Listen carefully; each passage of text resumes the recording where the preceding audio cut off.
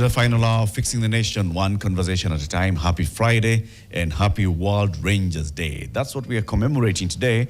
And that's why we brought the mic kwa ground kuongea na Rangers. For the last 2 hours, we've been having the conversation with the Kenya Wildlife Service Rangers, getting to understand them, their training, their motivation, their passion.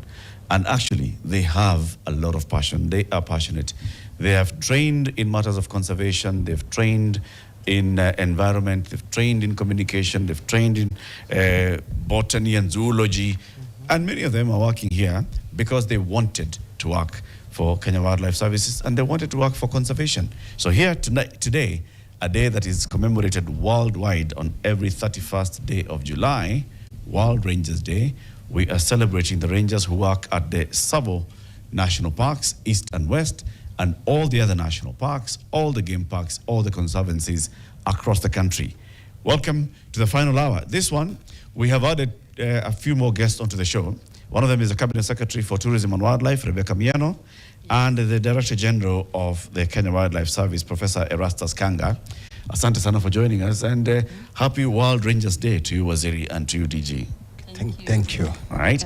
I want to start with you, Waziri. We have a quote, you know. Yeah. Every day, you know, you've been on the show, Waziri.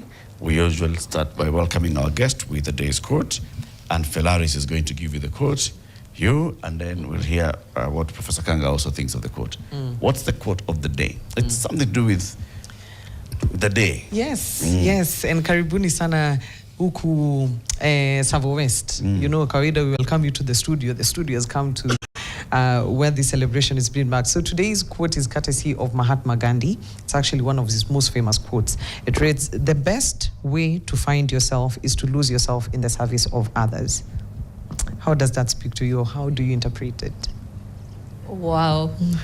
You know, that quote is in itself very rich. It's like almost the meaning of life, encouraging all of us that whatever you do, immerse yourself, give out your best, and bring out the very best, and that way you'll have been of service to where you are. And it really resonates with the World Rangers Day and the rangers we have here in Kenya, because I've seen them going all out to serve. Yeah. Professor Kanga. Can you repeat the quote again? Absolutely. Yes. The quote reads, "The best way to find yourself is to lose yourself in the service of others." Exactly. To lose yourself in the service to others. That completely 100% resonates with the team that I lead at the Kenya Wildlife Service. The men and women that are rangers that you can see here today, they've immersed themselves into service to wildlife, and that is service to humanity. They work 24 hours. They move around protecting and conserving the wildlife, protecting communities, enhancing their livelihood, and they find a lot of joy in that service. And we crown it by saying that in Kenya Wildlife Service, we are actually giving service to humanity. We serve others. We immerse ourselves out there, and we are excited about that. Thank you. Very well said, DG. I want to start with you, Waziri. Early in the morning when we were starting this conversation, we were saying we are commemorating World Rangers Day. Felaris and I were saying, many of us actually think of the ranger as the person that we see patrolling the game parks or at the gates of the park, the ones carrying guns, or when there's an issue about a stray wild animal, those who come with the cages to pick the animals back. What was your view of a ranger before you became the Minister for Tourism and Wildlife? You've been in the private sector, you were in another ministry. When you were appointed as the Minister for Tourism and Wildlife, and then now you started interacting with rangers, are there two different versions of a ranger that you now know? Absolutely. Before I joined the Ministry of Tourism and Wildlife, I used to just think of the rangers as the people in uniform, dotted with some flowers, different from police. Then I would put a full stop. I didn't bother too much about it. But when I got into this ministry about 2 years ago, the story is much wider. The journey of a ranger starts with very intense training. They are professionals in their own rights. And the training that they go through for about 6 to 9 months is intensive, it is wide, it covers discipline, it covers conservation, community relations, communications, technology, and at the end of the training, we then produce the rangers that we are celebrating today. And this is a group of people who serve in protecting the wildlife, protecting our country's biodiversity and our heritage. They are our quiet heroes, and my definition of the rangers has really blown my mind. It has expanded. I respect them fully. In addition to what they do, they also protect our very tourism areas, and therefore they are champions of sustainable tourism. They interact with communities. They are educators and teachers to the communities on how to conserve the wildlife, how to coexist, human-wildlife coexistence. They actually respond to danger. They live sometimes in very tough terrain. They face fear as animals, and that's why today it is very befitting to celebrate the people I will call the heroes of conservation, and that's how wide the definition of a ranger has evolved in my career, in my mind, and in my life. Many times when people think about the ranger, is that ordinary one, this guy who is in some uniform. And then when there's some negative news, is that the different aspect of the ranger that comes in. Yeah. They are not taking care of our animals well enough. Why are animals dying while they watch? What happens there? Why do animals die while they watch? Let me tell you, this work of conservation and indeed many other work, I'll give you an example. People look at it as almost housekeeping. If everything is done, everything is in order, we hardly notice. Yeah. But if you go to a house, dishes are unkept, the house is unkept, then people say, oh, somebody didn't do their work. And therefore, they do their work quietly. They take care of the animals. They have the skills. But as we know, there are sometimes challenges, and especially when we have human-wildlife conflict, that's when you realize that people get to notice the rangers, not forgetting the kind of work that they've done throughout. And they have, with the support of veterinary teams, they take care of wildlife. And I can tell you, Kenya has earned its place in Africa and in the world as one of the premier countries with the best conservation agenda and policies. And I want to say that our rangers are doing very good job. They are splendid. And as the minister in charge of wildlife conservation, I fully endorse the kind of work they are doing. We know that many of them live with injuries, both physical, mental, and many other things because of the tough work they do. But like I said, they soldier on, they give their best. As government and the ministry, we are also working on the welfare of the rangers. We need to have them very well equipped, trained, living with modern technology, and even their personal welfare. And therefore, it is a very big agenda, the ranger story, the ranger agenda. But like I said, they are quiet heroes. Many people may not realize what goes on behind the scenes, behind the bushes, and behind the national parks. Right. Waziri, as you know, obviously people want to know what happened in Amboseli. Yeah. right? Elephants died. KWS has been doing the work of trying to establish what happened to these elephants. The communities around there also, some want to know what exactly happened to the elephants around here and what the steps the government is going to take after that. Latif, that is a good question, but allow me to tell us to hear from the horse's mouth. Yeah. Because the horse is right here, and I don't want to take the place. Then if there are policy issues, I can crown it. Fantastic. That is called delegation. And actually, no, not delegation, but actually signing it off. DG, respond. Yes. Here you go, Professor Erastus Kanga. Thank you, and I want to thank my minister for the continued support from our office and the ministry. The elephant deaths in Amboseli is an unfortunate incident for this country and the world at large. But one thing that we have to learn to accept is that the landscapes that we are sharing with the wildlife have continually changed over the last 60 years. When we got independence, the country had about 10 million people. 60 years down the line, we are beyond 55 million, but the size of Kenya has remained the same. So land use change and conversion of important areas into farming and settlement has taken a toll. That is exactly what is happening in Kajiado.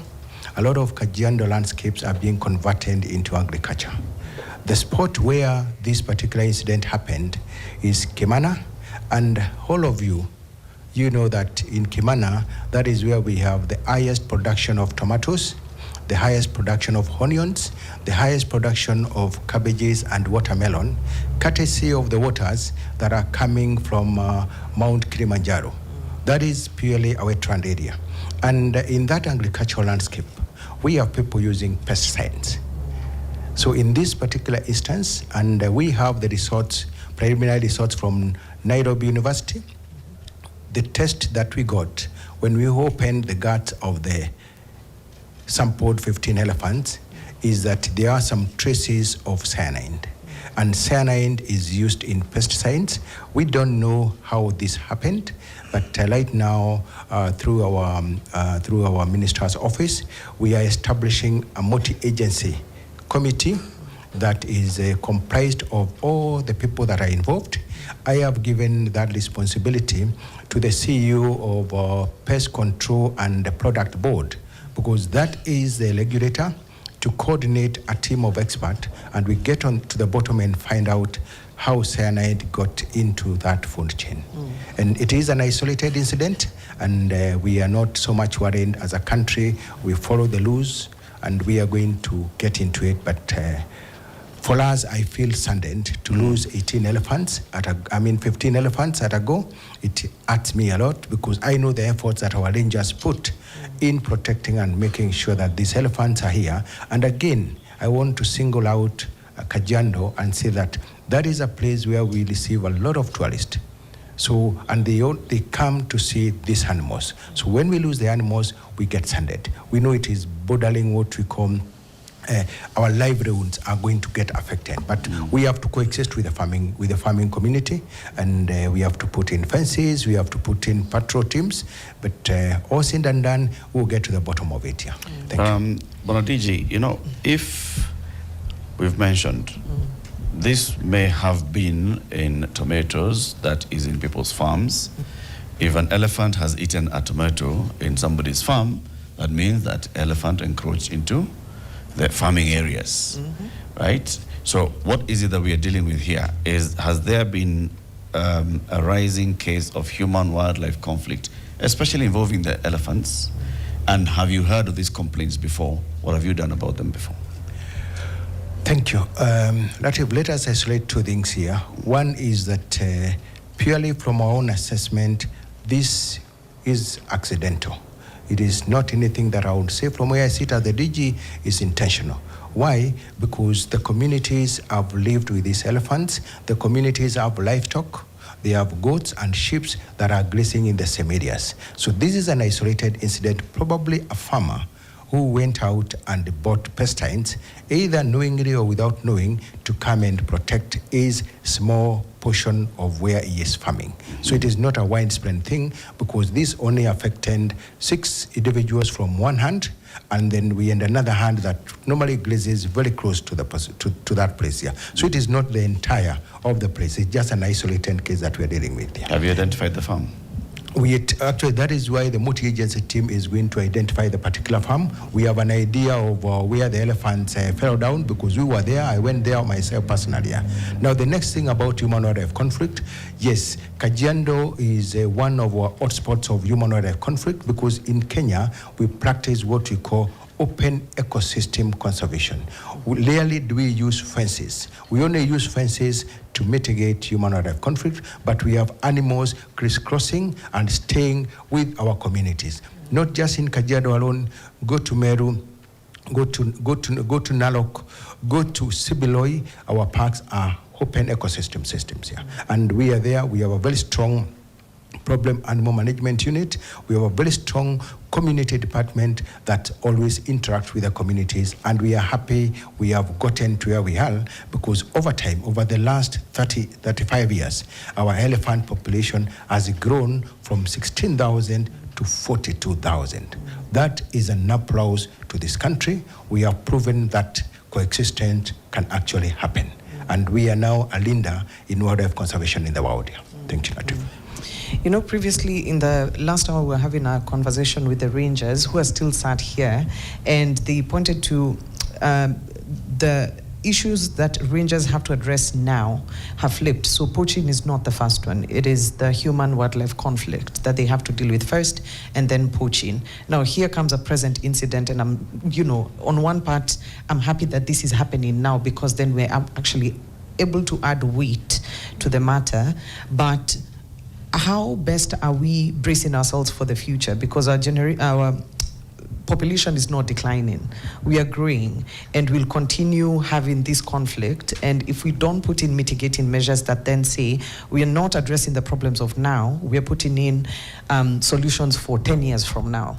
Are we at that point? And CS, maybe you can weigh in on this in terms of resource allocation, proper resource allocation across the different hotspots that we are seeing, or is it knee-jerk reactions? Thank you very much. Just like in life itself, we have seen that in these conservation areas, challenges come in, even unexpected, they evolve, and the incident we are discussing is proof that whatever we might have been focusing on, another incident comes totally different. And traditionally, poaching used to be the issue, and now we have human-wildlife conflict, we have bushmeat, we have crimes, we have seen other things that could evolve from even use of maybe innocent pesticides and so on. To equip our rangers, we must be on top of things, and one of the ways is to ensure that there is adequate training on modern trends, and then even focused and foresee what else could happen in this world of conservation. And that's why we have continuous training going on. The other one is equipping our rangers, and especially with modern technology. That's why you have seen even out here, we have a display of some of the things that we are using. For example, we have drones. We have some technology-related programs like the Earth Ranger, and that makes us very ready to respond to even the emerging challenges, probably give early warnings. If we do not have technology and equipment, I think it will be impossible to respond to all the issues that our rangers may need to respond to. We also need adequate numbers, and we had a lull of about 10 years between the last ranger training and intake and the one we had in 2024. And that's why we want to appreciate the support by His Excellency the President, who who allowed us to train over 1,274 rangers that we passed out in 2024. And that adds to the complement of the boots on the ground that we so need. And by the way, we have over 10,000 rangers in this country across KWS, community conservancies, private conservancies, and that's a huge army, but still not adequate.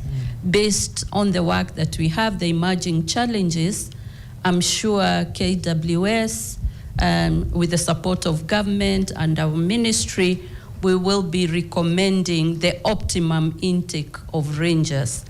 And also in terms of resources, we do know that there is a lot of competition for use of resources, especially financial resources, but we have to ensure that in the budgeting, for us to achieve the conservation agenda, ambitions, and the targets that we have, we've got to provide for adequate budget, or at least budgets that can be able to match the activities and the work ahead. We are also buying adequate vehicles and all the tools that are required to support the rangers. You know, we are dealing with finite land in Kenya. We know this is a geographical space that Kenya is. It's not expanding. Our population is growing. Should our animals continue growing? Do we have enough space to accommodate the rising number of people and the rising number of animals that the rangers are so proud of? Yes, at least one of the things that is defined, land does not expand. Human population will expand. In fact, the Bible says, go ye fill the world, and therefore humans that have that target. You have a mandate. Yes, and for animals, which are our national heritage, the more we have, the more diverse and the more of a resource that we have. And therefore, we need proper planning. Kudos to Kenya. About 20% of our land mass is then preserved for conservation. There is competition on land use between human and wildlife, but you know what? It is possible to coexist. At least human beings have ways of utilizing land a little bit better. That's why you see skyscrapers. Human beings can plan upwards, including the air and the space that is available for them to exist there. But animals have no choice. So I think it's human beings to adjust and be able to plan properly for the land use. But ideally, we should all be able to fit. I'm very happy about the census that we received in December 2025, showing that the wildlife population, and especially the big five, is growing consistently. We are intact. We still have some endangered species, and that's why our rangers have to work very hard to protect the endangered species.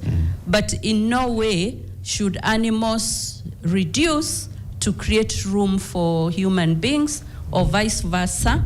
It is a planning issue, a coexistence issue, a biodiversity issue. Right. From the national executive, we're hearing that Taita Taveta hosts the Tsavo National Parks, particularly this Tsavo West National Park sits in Taita Taveta. And Governor Andrew Mwadime is here with us.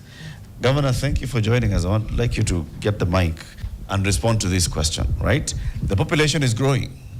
Your land is the same. We are not going to change the boundaries for Taita Taveta to cross over into Tanzania. So how should this balance be so that the community that lives within Taita Taveta, for example, continues to enjoy the biodiversity that is the wildlife and the conservation that's in the park, but at the same time, take care of your growing population? First and foremost, thank you. You know, just as what our cabinet secretary has just said, planning. And you know, these animals and human beings, they've been living here since time. memorial.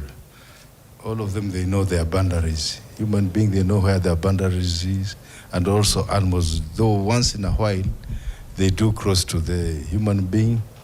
But with our rangers, I really congratulate them. They've been doing a really big job.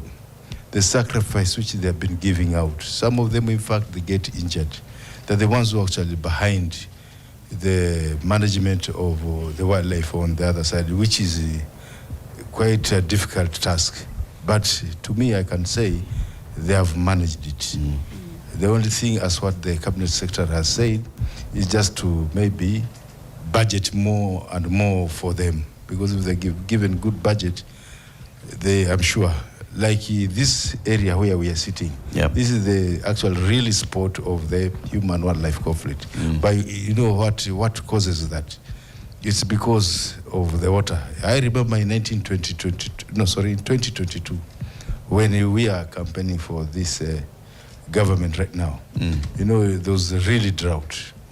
And you could, from here, Mwaktao, going to Taveta, you could see so many carcasses of zebras, elephants. It's not caused by the rangers. It's because of the budget, because the water just from here, about 30 kilometers, we have a lot of water.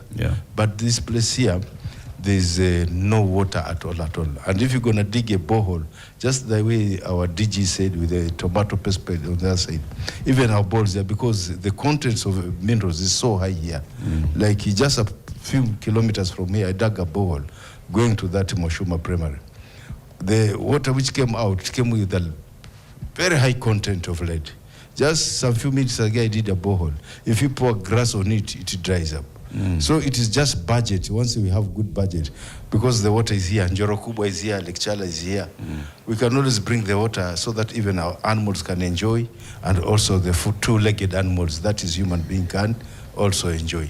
So it's just a matter of, but actually they've been doing a really good job. In fact, I congratulate even our cabinet secretary, our DG, you know, with the work which they've been doing. You know, this national park, Savo, is a vast. It's massive, but at least they can really, in fact, of late, I just hear only one case of human wildlife, and before, it was rampant, it was all over. I don't know what magic they have used, but they have really tried. The only thing is just to agitate for more, but so that at least water can, because this count is a water surplus count. Either we can bring the water from Zima this side, or we can bring the water just from Njoro Kubwa. You know, when the ice of Mount Kilimanjaro melts, it hits here first and then it forms River Ruvuma in Tanzania. If they can just get water so that this park and the two-legged animals, that's human being, if there's given water all over, I am sure our rangers will have an easy job. But for the time being, they have really been trying. Really trying. Let's give Caesar what belongs to Caesar and give God what belongs to God. Credit where it's due, that the Rangers have actually been doing, you know, the work that they have, they've been given to do to the best of their capabilities. What they need is that other extra support. I want to come to Professor Erastus Kanga. He has a PhD in natural resource conservation. So you, on this matter of conservation, you are not just plucked from somewhere and brought into it. You actually planted yourself into it, okay? Think about the things that the governor has said and what the CS had also said. It's about planning. How do we plan so that the conservation efforts of everybody make sure that our animals, our other natural resources, our biodiversity is not affected by, for lack of a better word, human greed? Thank you, Latif. You've brought in what I call a contemporary issue. It is a current issue that we have. And allow me first to say thank you, a big thank you to our rangers, because over time, we have overcome one of our threats to our life, and that was poaching. Poaching has been taken under control by the Kenya Wildlife Service team, and the evidence of that is that last year, 2025, we did not even lose a single rhino, which is the highly prized species in terms of poaching. So for my rangers, I want to say thank you very much. The little thing that we are seeing in tasks, There are opportunistic collection of tasks because of drought, which is again a compounded problem. So that is a matter that we've sorted out. Now we are faced now because of our success. Sometimes, Latif, you suffer because of your success. We have succeeded so well. Our numbers have done so well. Now we are now confronted with the next challenge of human-wildlife conflict. And that is where, through our ministry, we have a rallying call of coexistence. And our CS has framed it very well. It's about planning. Now, as a country, what we have done historically, we have 24 national parks, and we have 29 national reserves and a couple of sanctuaries. All of them, they cover about 8.2% of this country's landmass. We have brought in our stakeholder number one, the communities and private entities who we have supported to establish conservancies. And through the Kenya Wildlife Conservancy Association, we have been able to establish close to about 275 community and private conservancies, cumulatively covering about 14% of this country. So in total, the land that this nation has reserved for wildlife conservation is about 22%. We are running short of the global standards because that is 30 by 30. By the year 2030, we are supposed to have conserved about 30% of this country into wildlife and biodiversity conservation. So we are less by about 8%. Who came up with that figure? That figure is an international standard that was agreed upon during the Convention of Biological Diversity. Is that realistic? Every country has been given that target. Is it realistic? It is a realistic figure, and that is the bare minimum. Remember, nature comes first before people. That is the bare minimum for the countrymen here to feel that they are getting enough oxygen, they are getting good ecosystem services. In a functioning system, you need to reserve. Even in your own farm, Latif, when you have an acre, go and take 30% of that acre and plant trees. That way you are going to enjoy your own homestead. That is the bare standards that we have. Now, looking at that figure is quite good. Now, what my CAs are just saying about planning, we need now to look for corridors and dispersal areas. And as a country, we have done a lot of studies. We have shown where corridors and dispersal areas are to connect wildlife from one protected area to the other through the community landscape. So all what we need to do is to implement that recommendation, and then we are going to have less of the human-wildlife conflict. And then, Latif, we should not forget one thing. If you look at the contribution of tourism in this country, tourism is supporting close to about 10 to 11% of the GDP. If you break that out, then you know that 75% of the visitors who come in this country because of tourism, they come because of wildlife. I want to break that further so that you know how important wildlife is here. So what that tells you, Latif, is in 100 shillings that you have in your pocket, 10 shillings is because of tourism. Then out of that 10 shillings, 7.5 shillings is because of wildlife. That is how important wildlife is, and we cannot afford to lose it. Then put it up again, we have more than 2 million jobs, both direct and indirect, that are within the tourism sector, courtesy because of the wildlife that we have in this country. And therefore, it is incumbent upon us to ensure that the wildlife that is attracting so many tourists here. Remember, KQ cannot operate fully if we don't have wildlife in this country. The visitors that they fly here, look at the number of people that are employed by KQ, is because those visitors are coming to see our wildlife.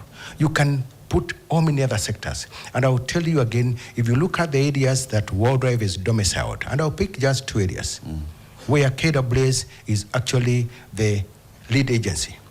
4 out of the water towers in this country are under the jurisdiction of Kenya Wildlife Service. And that is Mount Kenya, Aberdare, Mount Elgon, and the Chulus. Why these areas were set aside and they're very important for us and we cannot afford them to be destroyed is that if you look at the waters that all of us consume in Nairobi, that waters come from Aberdare and Mount Kenya. If you look at the power generation, hydropower, the 7 Forks Dam, their origin is the Aberdares in Mount Kenya. If you look at what we have, the green energy, that is the geothermal, that is all coming from Ellsgate National Park.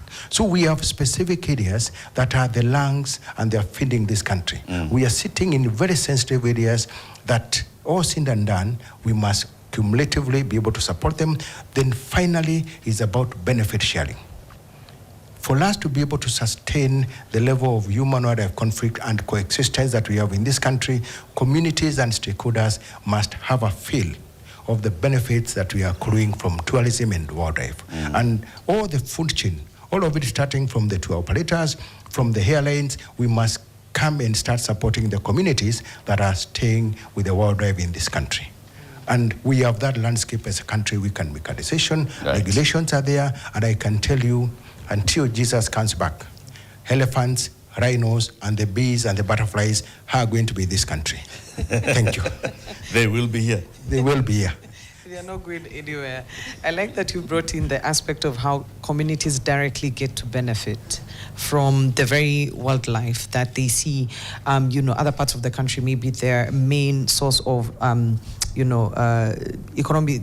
Just what sustains them is agriculture, something that they're not able to practice just courtesy of them having this, numbers of wildlife.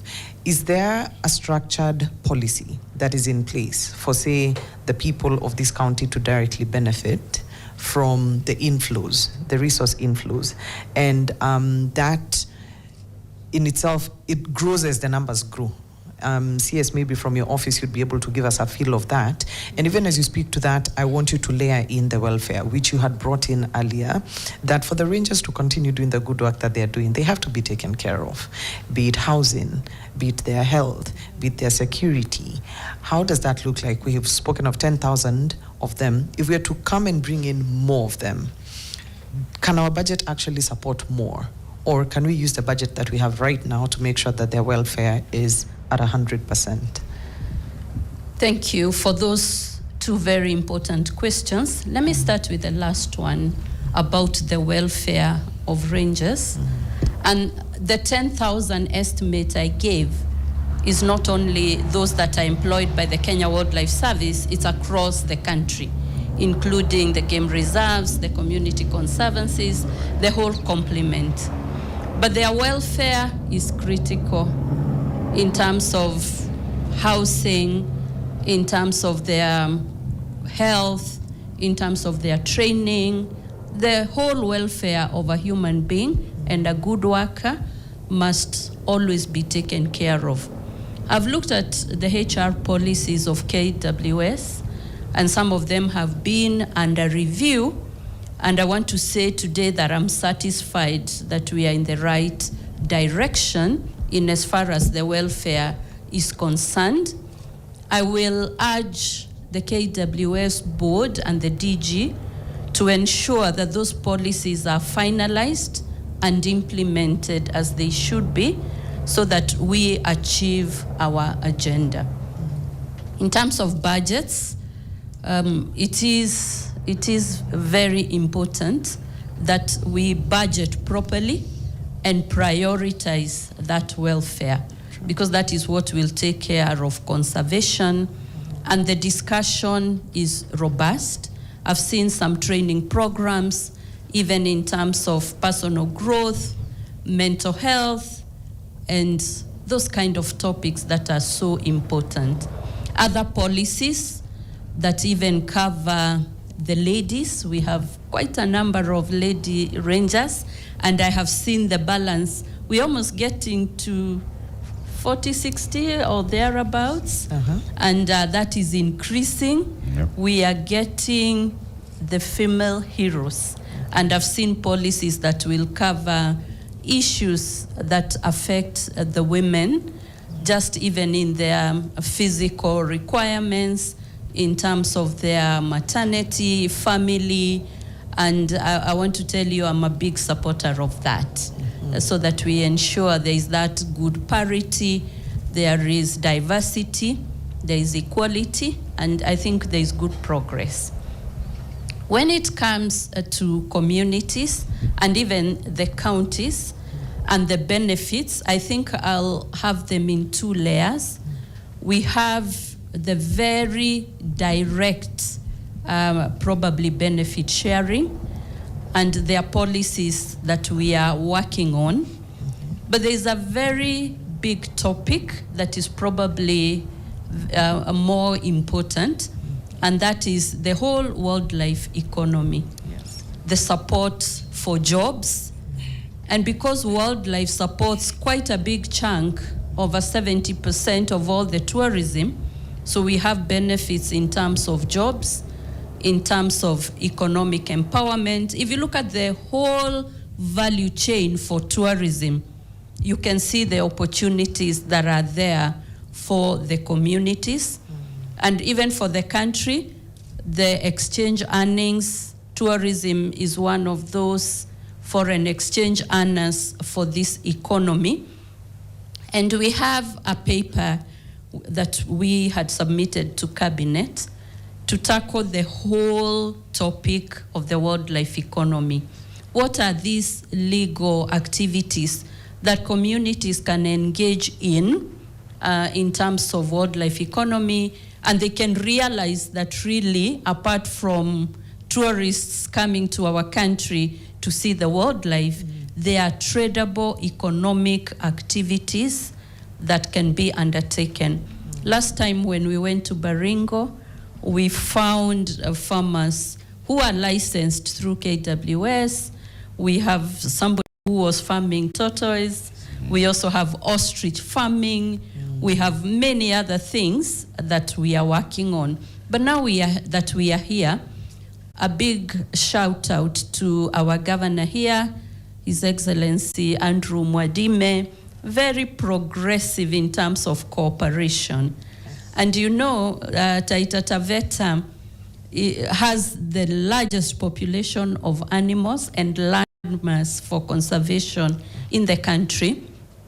We have very robust collaboration and partnerships and conversations, and we are very happy, and I want to encourage all the counties and all the communities and all the development partners and stakeholders that this is a collaboration and a partnership that we can work together to achieve that beautiful agenda of conservation, of biodiversity, and eventually a wildlife economy. When it comes to human-wildlife conflict, it is caused by just competition for water and food for both humans and wildlife. If we ensure that both have enough food, enough water, it is more likely that wildlife will remain in the areas that they're supposed to be comfortably, and even human beings will not then encroach into the conservation areas looking for water, for food, for firewood and other amenities.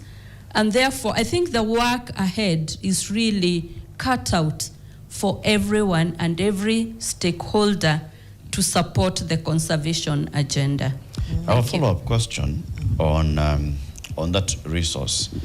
So first, resource sharing, but not from community conservation and KWS or the parks, but resource sharing in terms of, just like the DG has explained, how much money is earned by this country from tourism and tourism activities directly, how much is earned by this country from just wildlife conservation.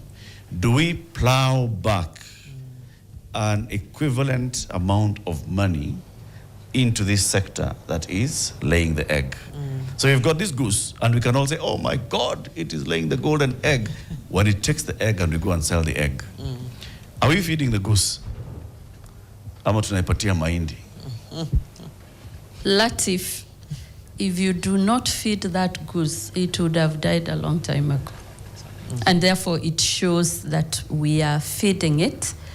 In terms of earnings from tourism, the data for the year 2025, we actually injected over 500 billion Kenya shillings into the economy.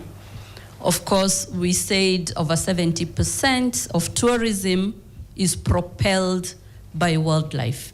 And therefore, you can see that it's a very huge income.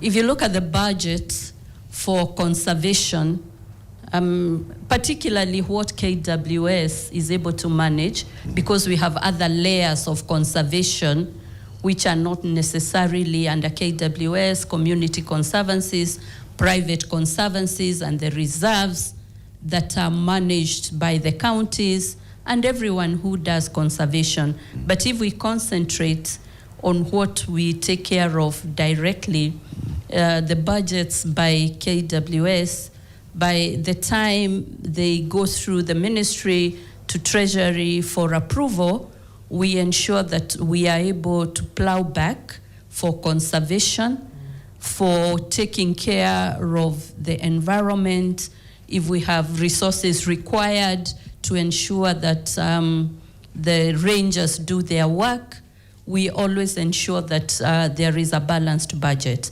Because of course, in life, resources are fewer than the needs, but prioritization and good usage of the resources is what will guide what we plow back. Waziri, are you happy with how much tourism and wildlife gets from the national government, from the national budget?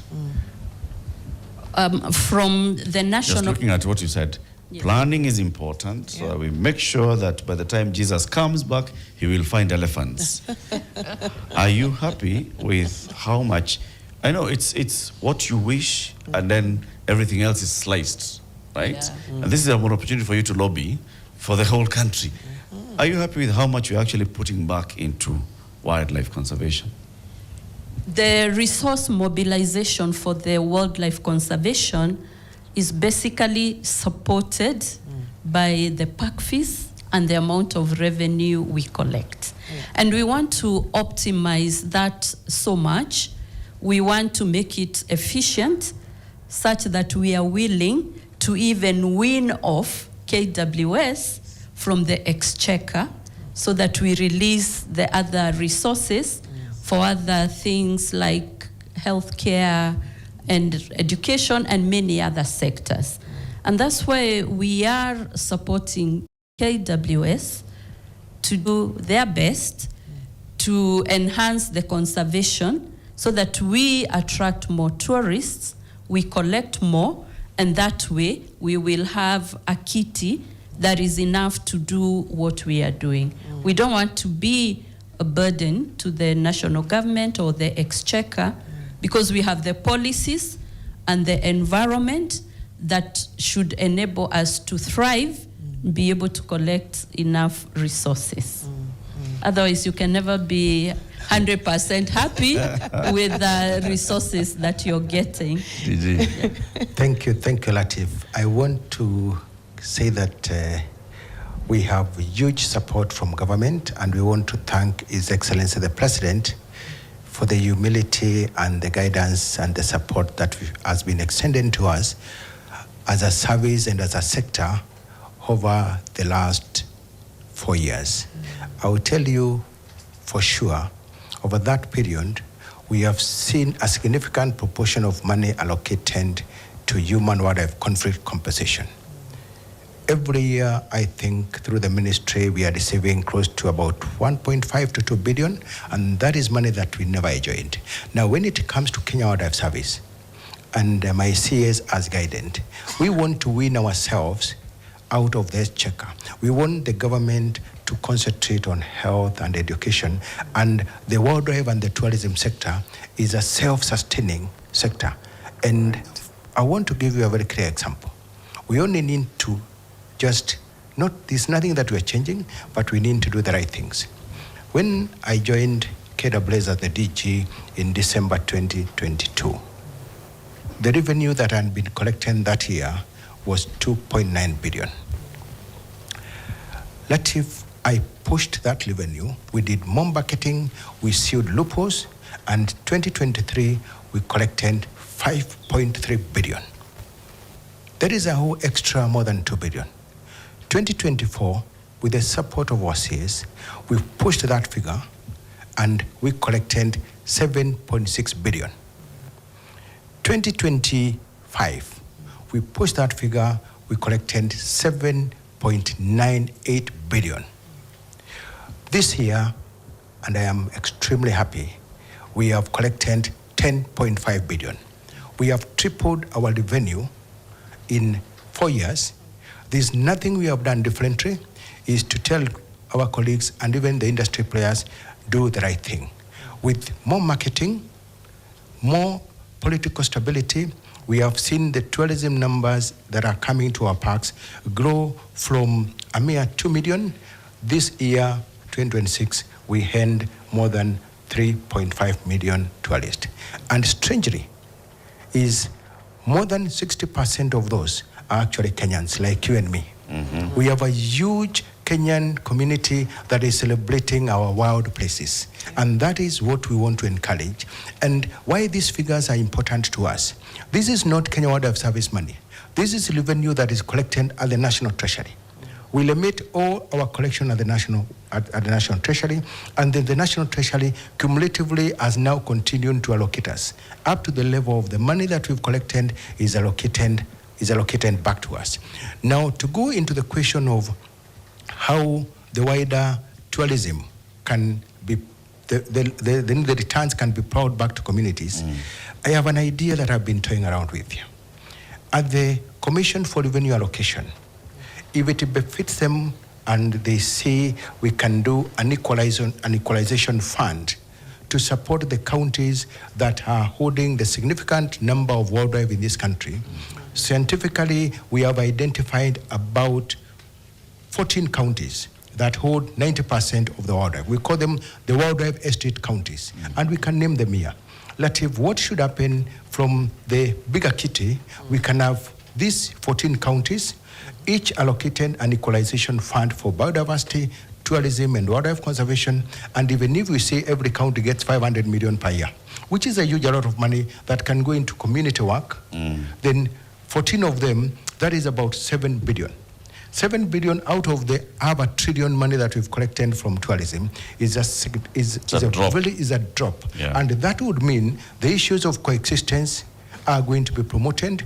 Communities are going to see wildlife as part of their income. They will be equal to the ngombes, they will be equal to the mbuzis that they have in their places. And most of the areas that we are seeing converted into agriculture, people are going to abandon because they know the zebras that are there, the wild beasts that are there are the reason that they have a school, they are the reason that they have a dispensary, they are the reason that their children are having a bursary. Yeah. So that is the wider picture that we need to look at as a country.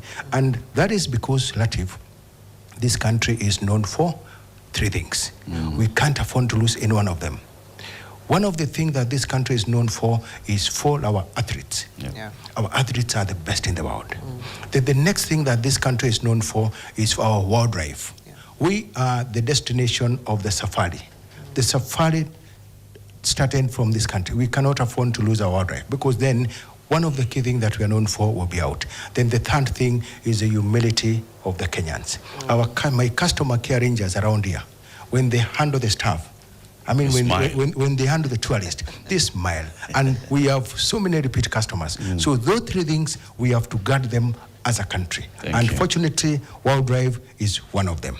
And we are proud that the government, His Excellency, has given us an opportunity to serve humanity in this space and now. DG, thank you. Thank you very much. The director is telling us the next show is about to begin, so we've got to conclude the conversation here. But the celebrations do not end. They actually begin now. Celebrating and marking World Rangers Day today in the presence of Cabinet Secretary for Tourism and Wildlife, Rebecca Miano, the Director General of the Kenya Wildlife Services, Professor Erastus Kanga, and all the other senior leaders, including the host governor, Governor Andrew Mwadime of Taita Taveta, Linda Okola, the County Commissioner. Asante sana for being here. All the rangers, please, let everybody just put your hands together and let's celebrate our rangers as we say goodbye and have a lovely weekend. We've been live on NTV, Nation FM, on YouTube and Facebook and X. Philaris Omboi and Eric Latif and Mariam Bishai in absentia. Happy World Rangers Day, everybody. Happy World Rangers Day. Thank you.